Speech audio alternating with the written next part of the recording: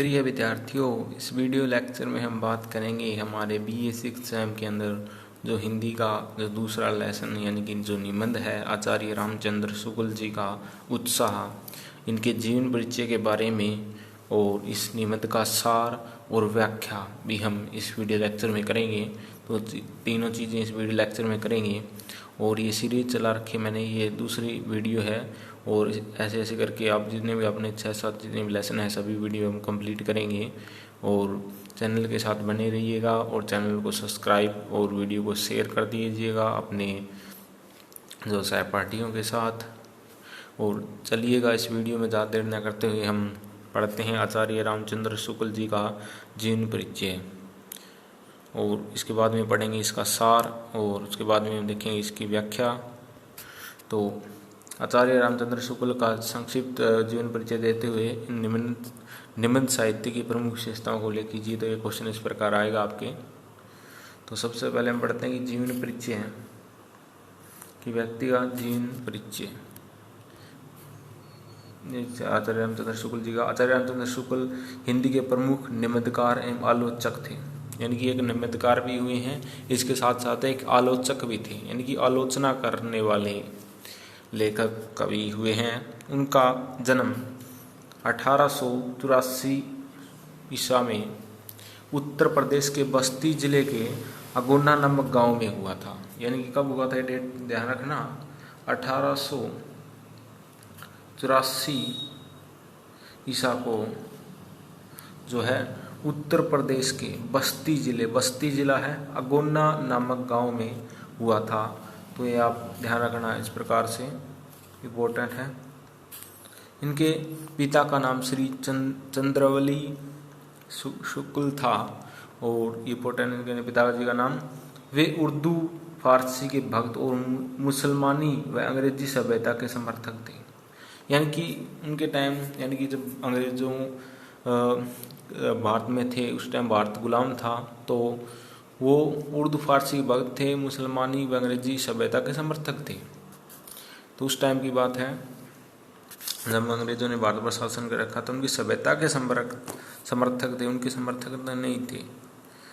किंतु उनकी माता गाना उस पवित्र महान वंश की थी पुत्री थी जिसमें शताब्दियों पूर्व गोस्वामी तुलसीदास ने जन्म लिया था। यानी कि जो महान कवि गोस्वामी तुलसीदास जी हैं, जिनके परिवार से रिलेटेड थी, उनके वंश से रिलेटेड थी इनकी माता जी थी, आचार्य रामचंद्र शुक्ल जी की जो माता थी। अतः शुक्ल जी को विरासत में ही महान साहित्यिकता की प्राप्ति हो गई थी। यानी कि इनके विरासत में ही, यानी कि इनके जो माता है या फिर इनके जो पूर्वज हैं वो एक प्रसिद्ध कवि लेखक हुए थे। तो इसी प्रकार स्वाभाविक है कि ये भी एक प्रसिद्ध कवि, आलोचक और विद्वान कहलाए हिंदी के। और आचार्य रामचंद्र शुक्ल जी को आरंभिक शिक्षा उर्दू फारसी में हुई थी, किंतु हिंदी के प्रति सहज प्रेम ने उन्हें हिंदी पढ़ने की ओर प्रेरित किया था और उन्होंने 9वीं कक्षा में ही पढ़ते हुए एडिशन में ऐसे ऑन इमेजिनेशन की कल्पना का आनंद शीर्षक में अनुवाद किया था। यानी कि जो इंग्लिश में था उसको हिंदी में इन्होंने क्या अनुवाद कर दिया था। और उसके बाद हम बात करते हैं कि अध्ययन समाप्त करने के पश्चात उन्हें नायब तहसीलदार के लिए नामजद किया गया था। और किंतु नौकरी में आत्मसम्मान की रक्षा कठिन हो जाती है समझकर उन्होंने पद से त्यागपत्र दे दिया। यानी कि तहसीलदार की नौकरी इन्हें मिली थी, नायब तहसीलदार की, लेकिन इन्होंने आत्मसम्मान के लिए उस नौकरी को छोड़ दिया। इन्हें अच्छी नहीं लगी तो इन्होंने नौकरी को छोड़ दिया। और नौकरी छोड़ने के बाद फिर ये क्या करते हैं आगे हम देखते हैं। उनकी सदा ही मान्यता रही कि आत्मसम्मान की रक्षा करते हुए कांटों पर घसीटा जाना अच्छा है, पर इसे खोकर फूलों में तुलना अच्छी नहीं है। यानी कि इन्हों का मानना है कि आत्मसम्मान की रक्षा सबसे बड़ी रक्षा है, इसलिए चाहे आपको आंटों पर जो कांटे हैं उन पर घसीटा क्यों ना जाए, फिर भी ये नहीं मानते कि आत्मसम्मान बहुत बड़ी चीज़ है। इसके पश्चात उन्होंने जीवन के अनेक पदों पर कार्य किए, जीवन भर उन्होंने अनेक पदों पर कार्य किए। हिंदू विश्वविद्यालय वाराणसी के हिंदी विभाग के अध्यक्ष के पद पर भी सुशोभित किया। इनको हिंदी विश्वविद्यालय वाराणसी के जो हिंदी विभाग के अध्यक्ष के रूप में भी इन्होंने कार्य किया था। शुक्ल जी स्वभाव में बड़े गंभीर थे, किंतु सामाजिक व्यवहार में अत्यंत सरस और सरल थे। यानी कि स्वभाव में बिल्कुल गंभीर थे, गंभीर लगते थे स्वभाव से, अत्यंत सरस और सरल थे। उन्हें भीड़ भाड़ अथवा अधिक लोगों से मिलना जुलना पसंद नहीं था। यानी कि एकांत प्रिय व्यक्ति थे, अकेला रहना ज़्यादा पसंद करते थे।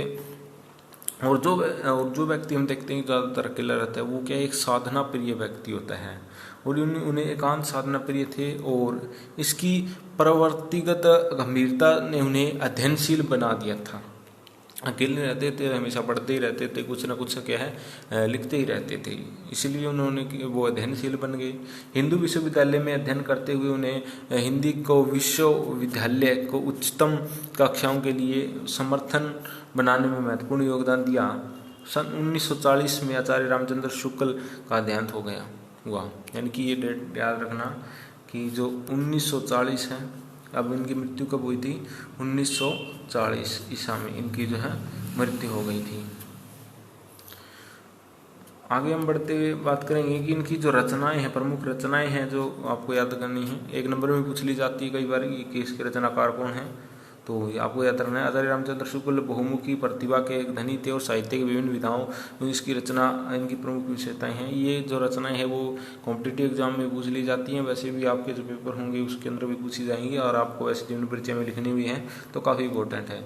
तो सबसे पहले काव्य में रहस्यवाद, तुलसी ग्रंथावली, कल्पना का आनंद, भ्रमर गीत का सार, जायसी ग्रंथावली, सूरदास, अभिमन्यु वध, रसमीमांसा, बुद्ध चरित्र, हिंदी साहित्य का इतिहास व चिंतामणि। इसके चिंतामणि के 3 भाग हैं। उसके बाद हम बात करेंगे कि साहित्यिक विशेषताएं क्या थी आखिरकार इनकी। तो आचार्य रामचंद्र शुक्ल जी के प्राय सभी निबंध विचारात्मक हैं, उनके विचारात्मक हैं, और जिनमें विषय प्रतिपादन और की सर्वांगीणता, प्रौढ़ता एवं गंभीरता दृष्टव्य है। चिंतामणि प्रथम भाग में शुक्ल जी के मानव विकार एवं साहित्य सिद्धांत संबंधी निबंध संकलित हैं। इसमें आचार्य शुक्ल जी ने उत्साह, करुणा, श्रद्धा, भक्ति, ईर्ष्या, भय आदि भावों का स्वरूप निर्धारण, तुलनात्मक विवेचन प्रस्तुत किया है। इन निबंधों में पर्यवेक्षण, विश्लेषण एवं निष्कर्ष तीनों की सुसंबद्ध श्रृंखला है। ये निबंध मनोविकार से संबंधित होते हुए भी दर्शन शास्त्र अथवा मनोविज्ञान की संपत्ति न होकर साहित्य की अमूल्य निधि है। इसमें आचार्य शुक्ल का एक मौलिक चिंतन अभिव्यक्त हुआ है। उनके साहित्यिक सिद्धांतों संबंधी निबंधों में कविता क्या है, साधारणीकरण में भी स्वतंत्र चिंतन और मौलिक विचारों की सशक्त अभिव्यक्ति है। तो ये साहित्यिक विशेषताएं आगे हम डीपली से पढ़ेंगे। तो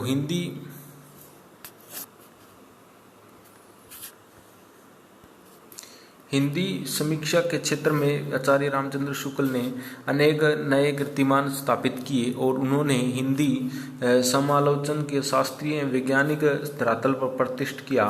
उनके काव्य में प्रसंबंध, विचार, भारतीय और सैद्धांतिक विवेचन के लिए उन्होंने भारतीय अलंकार शास्त्र उपजीव्य माना है, और उन्होंने कहीं कहीं पाश्चात्य विचारधारा का भी उपयोग किया है।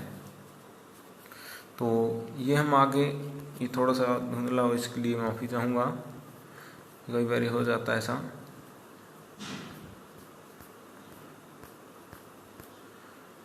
तो आगे हम देखते हैं कि इनकी भाषा शैली कैसी थी। आप अपनी तरफ से लिख सकते हैं, जब आप काव्य पढ़ेंगे तो साहित्य विशेषता अपने आप लिख सकते हैं। तो भाषा शैली देख लेते हैं हम। आचार्य रामचंद्र शुक्ल ने अपनी निबंध साहित्य में विप्रौढ़ एवं प्राम्पजाल भाषा का प्रयोग किया है, यानी कि प्राम्पजाल का प्रयोग किया है। सॉरी, मैं माफ़ी चाहूँगा, ये थोड़ा सा जो है साफ नहीं दिखाई दे रहा। और साहित्य विशेषताएं आप लिख देंगे स्वयं ही पॉइंट बना करके, जब आप ये पढ़ेंगे इनके साहित्य के बारे में तो जैसे कि साहित्य विशेषता में पॉइंट बना के लिखेंगे। जैसे पहला पॉइंट आप लिखते हैं कि राष्ट्रीय भावना, पहला पॉइंट आप लिख देंगे इसमें, जैसे कि राष्ट्रीय भावना से ओतप्रोत, एक आप लिखते हैं राष्ट्रीय भावना। और दूसरा आप लिखेंगे जैसे कि समाज का चित्रण। तो इस प्रकार आप जो है इस काव्य पढ़ेंगे तो इस प्रकार जो पॉइंट है वो स्वयं बना करके लिख देंगे। मैं बीच बीच में आपको बताता भी रहूँगा। साहित्य विशेषता इसके अंदर इतनी ज़्यादा नहीं दी गई, वो अपनी तरफ से आप लिख सकते हैं। और भाषा शैली देख लेते हैं हम एक बार। तो शब्द चयन, वाक्य रचना, सदृश्य, विधान, व्यंजन शक्ति आदि में भी इनकी भाषा निपुणता का बोध होता है। इस चिंतन तथा भाषा के उत्कर्ष ने उनके निबंधों को विरल सफलता प्रदान की है। शुक्ल जी निबंध शैली उनके प्रमुख व्यक्तित्व की परिचायक है और उन्होंने अपने निबंधों में आवश्यकता के अनुरूप समास शैली, व्यास शैली, निष्कर्ष अथवा आगमन शैली, नियागमन, प्रसारणात्मक शैली का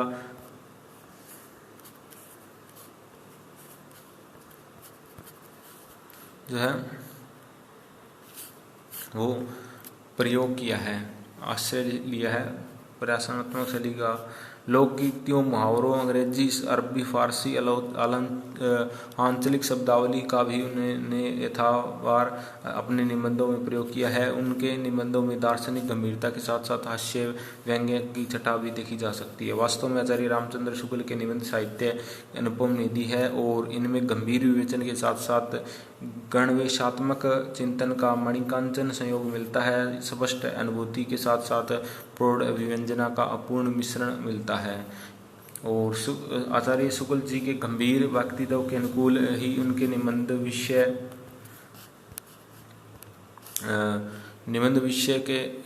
भी अत्यंत गंभीर और प्रौढ़ विचार के तटस्थ संगठन के साथ साथ भाव व्यंजना के वैचित्यपूर्ण माधुर्य मिलता है। जीवन की विविध रसात्मक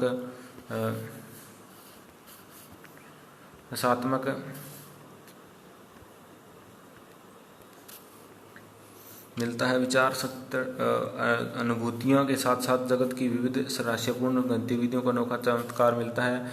मननशील साहित्य की उद्भावना शक्ति के साथ साथ सुमन समीक्षा पद्धति प्रौढ़ पंडित्य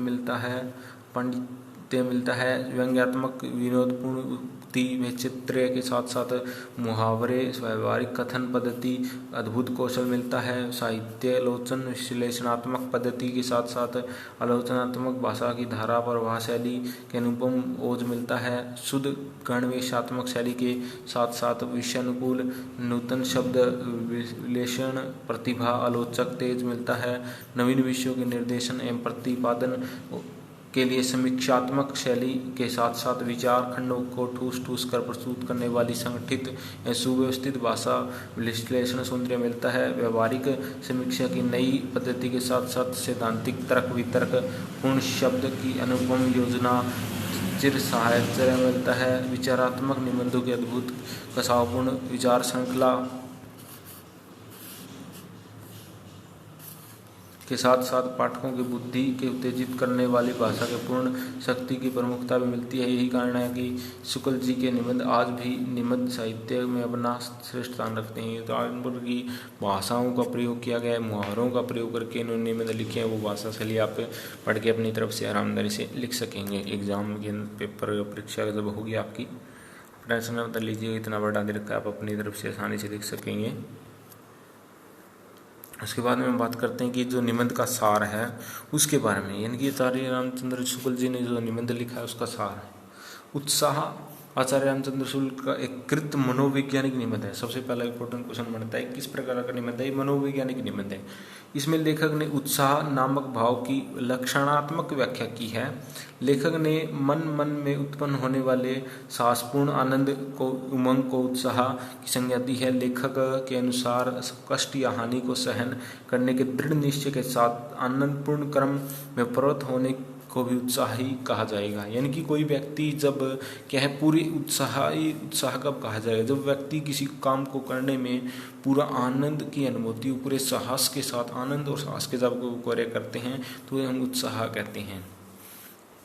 उत्साह वीर को प्राप्त होने वाला कष्ट या हानि की मात्रा के आधार पर उत्साह के अनेक भेद हो सकते हैं, जैसे युद्धोत्साह किसी विकट कर्म करने अथवा रूढ़ियों को तोड़ने के प्रति उत्साह। यानी कि जब कोई योद्धा होता है वो क्या करता है, युद्ध कब लड़ता है, जब वो युद्ध के लिए उत्साहित होता है तभी वो युद्ध लड़ पाता है, वो अच्छे तरीके से जो विरोधियों को मार पाता है। और वो उत्साहित नहीं होगा तो वह युद्ध नहीं लड़ पाएगा। इसी प्रकार दया और दान, यानी कि किसी पर दया दिखाना और दान देना, ये दोनों में उत्साह की जरूरत होती है। तो अगर किसी व्यक्ति को किसी पर दया दिखानी है तो ऐसे नहीं कि कोई मजबूरी है वो दया दिखाए किसी पर, या लालच के कारण किसी पर दया दिखाए, वो नहीं, पूरे उत्साह के साथ अगर वो किसी व्यक्ति पर दया दिखाता है, किसी व्यक्ति को माफ़ कर देता है बड़ी से बड़ी गलती के लिए, तो उसका उत्साह ही कहलाया जाएगा। अगर दान, यदि कोई व्यक्ति दूसरे व्यक्ति को दान देता है जो, और दान देते समय उसे क्या होना चाहिए, स्वयं को हानि हो उसे, जैसे किसी के पास 1000 रुपये है वह दूसरों को दे दे और स्वयं क्या है उसे कठिनाइयाँ झेलनी पड़े, और लेकिन उस दान देते समय उसके अंदर खुशी होनी चाहिए, यही उत्साह का रूप कहा जाएगा।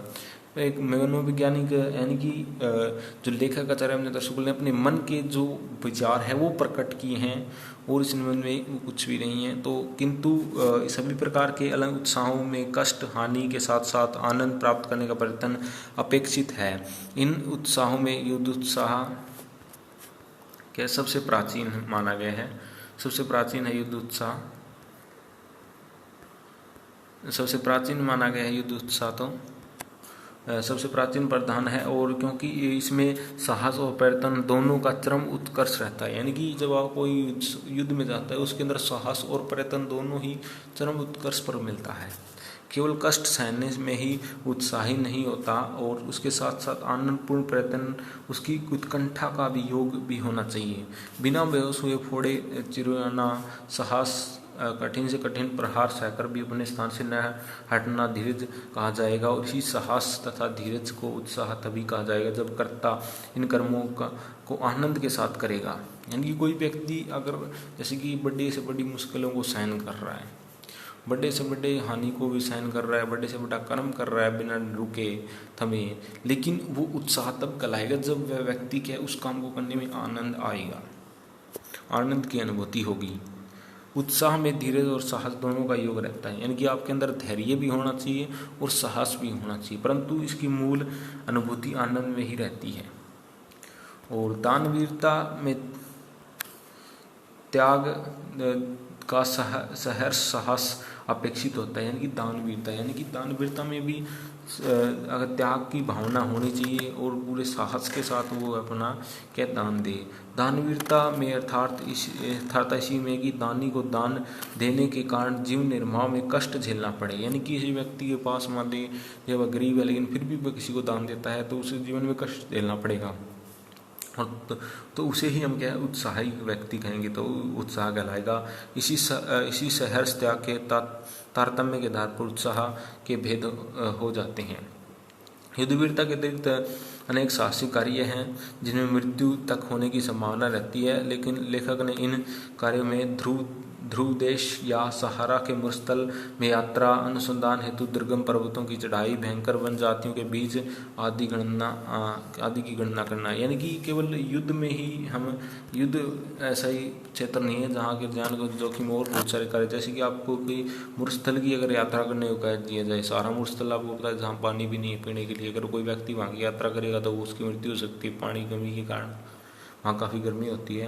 अनुसंधान हेतु दुर्गम पर्वतों की चढ़ाई करना, यानी कि माउंट एवरेस्ट पर चढ़ाई करना, यानी पर्वत श्रृंखलाओं पर चढ़ाई करते समय मनुष्य की मृत्यु हो सकती है। भयंकर वन जातियाँ के बीच प्रवेश आदि की गणना करना, यानी कि जो वन प्रदेशों में जो खतरनाक जातियों के लोग रहते हैं, दूसरी जातियों के जो लोग रहते हैं जो आदिमानव की तरह, अगर उनके बीच जा करके अगर कोई सर्वे करता है, कोई गणना करता है तो वो भी क्या जान जोखिम में डालने का कार्य है। तो इन सभी को करने के लिए व्यक्ति के अंदर क्या होना चाहिए, उत्साह होना चाहिए। अगर उत्साह नहीं होगा तो व्यक्ति कार्य नहीं कर सकेगा। लेखक की धारणा है कि शारीरिक कष्ट के अतिरिक्त मानसिक कष्ट की संभावना भी उत्साह के अंतर्गत मानी जाती है, और उत्साह का शुभ और या अशुभ भाव होना उसके परिणाम के द्वारा जाना जाता है। परिणाम शुभ होने से उसकी गिनती अच्छे भाव में रहती है, यानी कि अगर उत्साह शुभ है इसके डिपेंड करता है उसका परिणाम क्या निकलता है। उस कार्य को करने के बाद जो परिणाम निकलता है उसी के आधार पर बताया जाएगा कि वो उत्साह अच्छा था या बुरा था। जैसे कि लोग उत्साह तो चोरी करने में दिखाते हैं, लेकिन वो उत्साह उससे क्या परिणाम गलत निकलता है तो वो अच्छा शुभ अशुभ उत्साह कहला जाएगा। परंतु जब कोई कार्य केवल यश प्राप्ति के लिए किया जाता है तो उसे शुभ या अशुभ परिणाम को ध्यान में नहीं रखा जाता, तो ऐसे कार्यों को प्रशंसा नहीं होती।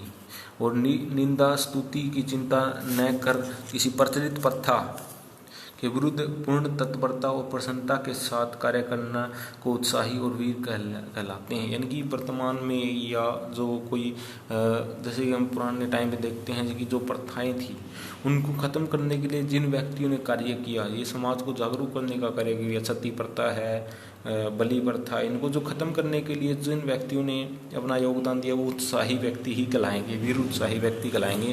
क्योंकि अगर वो व्यक्ति प्रथाओं का विरोध करते हैं तो समाज के लोग भी उनका विरोध करेंगे। इसलिए जो है ये ज़रूरी है कि उसके अंदर व्यक्ति के अंदर उत्साह होना चाहिए।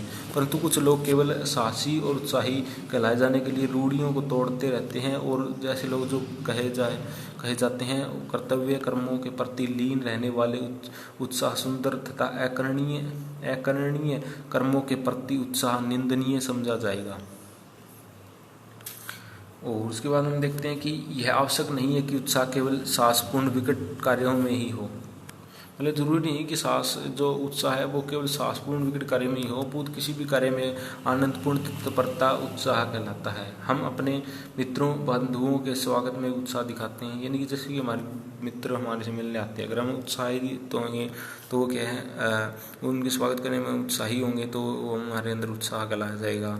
उत्साही को कर्मवीर कहा जाए या बुद्धिवीर, इसके लिए यह देखना जाना चाहिए कि उत्साह की व्यक्ति बुद्धि व्यापार अवसर पर होती है या बुद्धि द्वारा निश्चित उद्योग पर तत्पर होने की दशा में। परंतु साधारणतः उत्साही की अभिव्यक्ति उद्योग की तत्परता में होती है, इसलिए उत्साही कर्मवीर कहना ही अधिक उपयुक्त होगा। और उत्साह में कर्ता का ध्यान कार्य विधि से होता है। इनकी जब व्यक्ति के अंदर उत्साह आ जाता है तो वो कोई भी कार्य को किस पद्धति से करेगा, किस तरीके से उस कार्य को करना है उस पर होता है, उसके फल पर नहीं होता, फल तक रहता है। और व्यक्ति वस्तु से उसका संबंध नहीं रहता। यानी कि जब व्यक्ति का ध्यान फल यानी कि परिणाम की ओर चला जाता है, जैसे कि आप वर्तमान में पढ़ रहे हैं, अगर आपका ध्यान इस तरफ चला जाए कि हाँ भी मुझे नौकरी लग जाएगी तो मैं पढ़ूंगा, तो फल की तरफ अगर ज़्यादा ध्यान जाएगा तो आप उस कार्य को अच्छी तरीके से नहीं कर पाएंगे। फल के प्राप्त करने की जो इच्छा वो दिमाग में होनी चाहिए, लेकिन कार्य के अंदर ध्यान भंग नहीं होना चाहिए, ये कभी कहना चाहते हैं।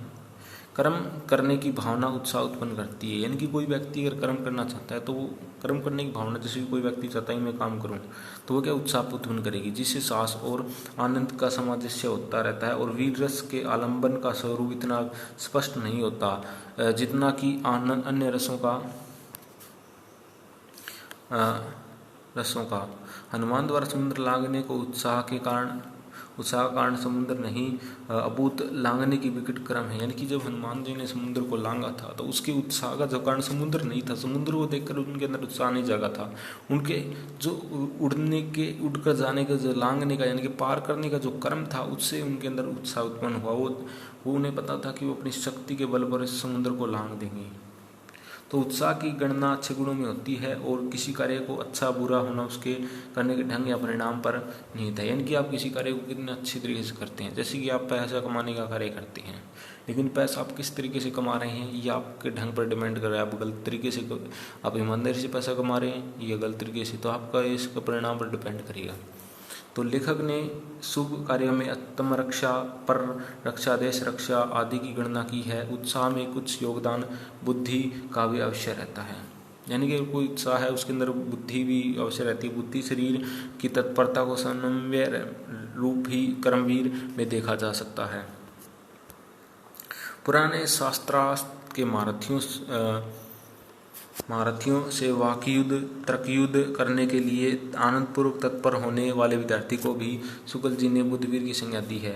भले ही बुद्धवीर शास्त्रार्थ में हार जाते या जीते, परंतु उत्साही अवश्य माना जाएगी। यानी कोई व्यक्ति अगर युद्ध लड़ता है युद्ध हुए, जितने भी युद्ध हुए हैं या कोई व्यक्ति युद्ध लड़ता है, वो हार जाए या जीत जाए ये मायने नहीं रखता। मायने रखता है कि उसने कितने उत्साह के साथ उस युद्ध को लड़ा।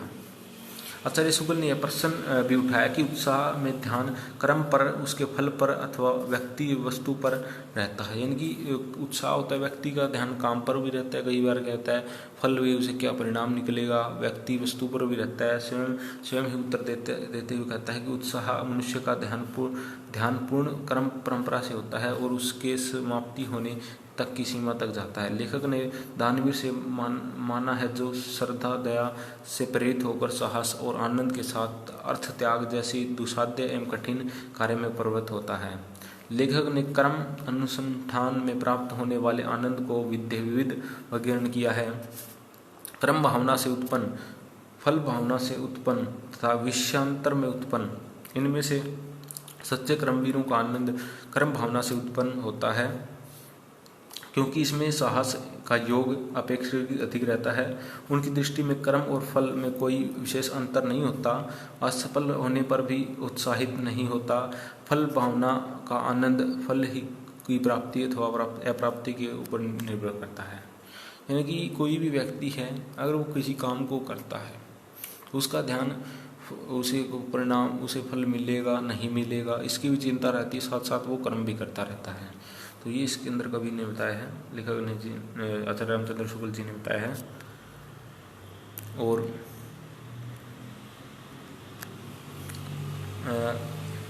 अनुसार कम या ज़्यादा होता रहता है। अतः कर्म भावना उत्साह के सच्चा उत्साह है। फल की इच्छा मात्र को जो प्राप्त होगा उसमें उतना ही उत्साह नहीं हो सकता। कर्म की अपेक्षा फल पर अधिक आसक्त होने पर मनुष्य मन में यह विचार उत्पन्न हो जाता है कि कर्म भी न करना पड़े और फल की अधिक मिले। यानी कि अगर मनुष्य का ध्यान ज़्यादा फल की तरफ हो जाता है तो वह क्या सोचता है, जैसे कि आप वर्तमान में हो, आप सोचते हो कि एक विद्यार्थी हो, आप सोचते हो कि आपको पढ़ना भी ना पड़े और मेरे नंबर भी अधिक आ जाए। तो ऐसी भावना अगर आ जाती है तो आप उस कर्म को अच्छी तरीके से नहीं कर पाएंगे, कर्म करने में इतना आनंद नहीं मिल पाएगा। उत्साही कर्म को करते हुए भी अंतिम फल को प्राप्त नहीं हो तो भी अकर्मण्य व्यक्ति की अपेक्षा अनेक अवस्थाओं में अच्छा रहता है। यानी कि एक उत्साहित व्यक्ति होता है, अगर उसे कोई कार्य करता है लेकिन कार्य करने के बाद उसे कोई फल की प्राप्ति नहीं हुई, फिर भी वो दुखी और निराश नहीं होता, उत्साही ज़्यादा दुखी नहीं होता, वह कर्म करता रहता है। फिर भी कर्म काल में उसे संतोष आनंद तो मिलता है। यानी कि कर्म करने से, कर्म काल के टाइम में वो उसने जो जब वो कार्य कर रहा था तो उसे एक संतोष, एक आनंद मिलता है। उसके बाद फल की प्राप्ति पर उसे पछताना नहीं रहता और उसके प्रयत्न नहीं किया। यानी कि अगर कोई व्यक्ति, मान लीजिए आप पढ़ रहे हैं और कोई व्यक्ति जैसे कि नौकरी पाने के लिए प्रयत्न कर रहा है, वो बहुत मेहनत कर रहा है, लेकिन किसी कारणवश उसे नहीं मिल पाई नौकरी, लेकिन फिर भी उसके दिमाग में ये रहेगा कि उसने कमी तो नहीं छोड़ी भाई, उसने मेहनत तो कमी नहीं छोड़ी, उन्होंने प्रयास तो किया। जैसे कोई व्यक्ति किसी खेल में हार जाता है और दूसरे व्यक्ति जो खेल में जिन्होंने भाग नहीं लिया वे उसे कहेंगे कि तू तो हार गया, लेकिन वह व्यक्ति अपने आप को संतुष्ट करेगा, वो दूसरों को कहेगा कि मैं तो हार गया लेकिन तुमसे तो अच्छा हूँ कि मैंने प्रयत्न तो किया जीतने का। साधारणतः देखा जाता है कि व्यक्ति में आनंद के कारण तो कुछ और होता है, और परंतु उस व्यक्ति में एक ऐसी स्फूर्ति उत्पन्न होती है कि अन्य बहुत से कर्म भी वह हर्ष के साथ करता जाता है, और अतः अन्य कारण से उत्पन्न आनंद अन्य कर्म उत्साह का कारण बनता है। निष्कर्ष सच्ची लगन और कर्तव्य बुद्धि द्वारा कर्म करने वाले व्यक्ति जिस आनंदपूर्ण साहस का प्रदर्शन करता है वास्तव में वही उत्साह होता है। उत्साह की परिभाषा के आधार पर युद्धवीर, दानवीर, कर्मवीर, विद्वीर, उत्साही के व्यक्ति के भेद किए जा सकते हैं। इस प्रकार ये उत्साह के नए भेद हैं।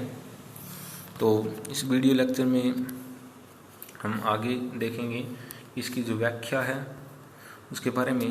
तो जैसे कि पहली व्याख्या आ सकती है आपके इम्पोर्टेंट है, दुख के वर्ग में, यानी कि आपको जो व्याख्या आएगी 8-10 नंबर की, अलग अलग जो यूनिवर्सिटीज़ के अंदर अलग अलग ये पैटर्न रहता है कि इसमें कितनी आएगी, लेकिन जितने भी आए हम देख लेते हैं। इम्पोर्टेंट जो है, दुख के वर्ग में जो स्थान भय का वही स्थान आनंद में उत्साह का है। यानी कि जिस प्रकार दुख की स्थिति होती है, दुख की स्थिति में मनुष्य क्या करता है, भय होता है उसके, मन में। और इसी प्रकार अगर व्यक्ति खुश होता है, आनंदित होता है आनंद के वर्ग में, तो उसे उत्साही होता है। भय में हम प्रस्तुत कठिन स्थिति से निश्चय से विशेष रूप में दुखी और कभी कभी उस स्थिति से अपने आप को दूर रखने में प्रत्यवान भी होते हैं। यानी कि अगर जब हमारे पास दुख आ जाता है तो हम ये सोचते हैं कि जल्दी दुखों से हमें छुटकारा मिल जाए और हम सही अपने सुखी रहें, जीवन जिए। यानी कि दुख की स्थिति मनुष्य क्या है, फिर परिवर्तनशील हो जाता है। उत्साह में वह हम आने वाली कठिन स्थिति के बेहतर साहस के अवसर के निश्चय द्वारा प्रस्तुत क्रम सुख की उमंग से अवश्य प्रयत्न होते हैं। उत्साह में कष्ट या हानि होने सहने की दृढ़ता के साथ साथ क्रम में प्रवृत्ति होने का आनंद का योग रहता है। साहसपूर्ण आनंद की उमंग का नाम उत्साह है। क्रम सौंदर्य के उपासक ही सच्चे उपासक कहलाते हैं। ये कुछ वर्ड मीनिंग है, यानी कि वर्ग यानी कि समूह, डर आनंद यानी कि सुख, अवसर मौका, प्रत्यवान प्रयत्न करने वाला, उमंग इच्छा, प्रवृत्ति स्वभाव, उपासक उपासना या पूजा करने वाला। तो हम देखते हैं कि किस प्रकार जो प्रसंग लिखेंगे आप। प्रस्तुत गद्यांश हिंदी की पाठ्य पुस्तक नवोत्तर गद्य गुरु में संकलित उत्साह शीर्षक निबंध से उदित इसके रचयिता आचार्य रामचंद्र शुक्ल हैं। प्रस्तुत निबंध में लेखक ने उत्साह नामक भाव को विस्तृत व्याख्या करते हुए इसके विभिन्न प्रकारों पर प्रकाश डाला है। और निबंध में इन पंक्तियों में आचार्य शुक्ल ने उत्साह के स्वरूप को स्पष्ट किया है। यानी कि जैसे कि हम देखते हैं कि आचार्य जो रामचंद्र शुक्ल जी, उन्होंने क्या कहा है कि दुख के वर्ग में जो स्थान वह का है, पहली लाइन देखते हैं, वही स्थान आनंद में उत्साह का है। यानी कि आचार्य शुक्ल जी ने बुद्धि के द्वंद्व दुख और सुख दोनों कोमल भाव को मूल कारण स्वीकार किया है। इन्हीं दो वर्गों के में प्रत्येक मनोभाव को स्थापित करते हुए शुक्ल जी ने उत्साह को आनंद वर्ग में रखा है। यानी कि उत्साह है वो आनंद वर्ग के अंदर आता है। उनका मत है कि दुख के वर्ग में जो स्थान भय का है वही स्थान सुख की श्रेणी में उत्साह का है। जिस प्रकार दुख हमारे मन में विपत्ति के भय के कारण घटता है, उसी प्रकार सुख प्राप्ति